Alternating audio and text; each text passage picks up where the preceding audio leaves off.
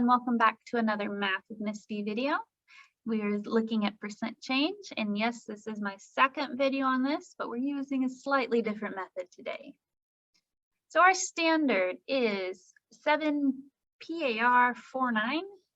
We're focusing on the part that says percent problems presented in applicable situations. So we're solving problems. So some key terms. I'm calling this percent of change. You might see it called rate of change, rate of discount. There's a lot of different terms. And as always, we need to tell if it's been a percent increase or a decrease. And then we're going to find the percent. So in my first video, we solved this using a proportion. This is still the same steps. We're just presenting it as an expression, not an equation, because we don't have an equal sign. So in the proportion, we found the difference in the two numbers and set that over the original number and set that equal to our percent over 100. And so x over 100. We're doing the same thing here, but we're working in a more linear manner than in a proportional manner. I will link that proportional video in the notes below and in a card, so you can click and go watch that if you decide this is not the method for you. So what we will be doing is taking the big number and subtracting the small number. Once we do that, we'll divide by the original number, the one that happened first. Might not be the biggest, might not be the smallest. It's just the one that's first. And then to make a percent, we're going to multiply everything by 100. So let's dig into some examples. Our first example says a pay raise from $17 an hour to $20 an hour. Okay, so first we want to note that this is an increase. We started at 17 and we went to 20, so our pay has gone up, thankfully. So let's just make a note of what that equation or expression is again. We have the big number minus the small number divided by the original number times 100. Okay, so the big number between 20 and 17 is 20. I'm going to put 20 minus 17. My original number was 17, so we're going to divide by 17 and then multiply by 100. So we get 3 divided by 17 times 100. So 3 divided by 17 gives us a very long decimal. I'm just going to use the first 3 decimal places. So 0.7176 times 100 gives us 17.6%. So you had a 17.6% pay increase. Our next one, 50 feet to 32 feet. Maybe you descended down a mountain, who knows? Whatever problem you want to create to go with it. But this is a decrease.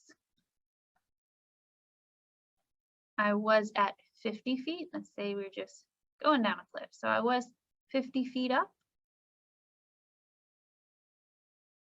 They are right here. And then I descended from cliff rappelling, some sort of fun activity, down to 32 feet. Okay, we're going to use that same equation. So my big number is 50. Subtracting my smaller number, which is 32, divided by the original number, again, is 50 times 100. Okay, 50 minus 32 is 18, divided by 50 times 100. 18 divided by 50 gives us 0.36 times 100, 36% decrease.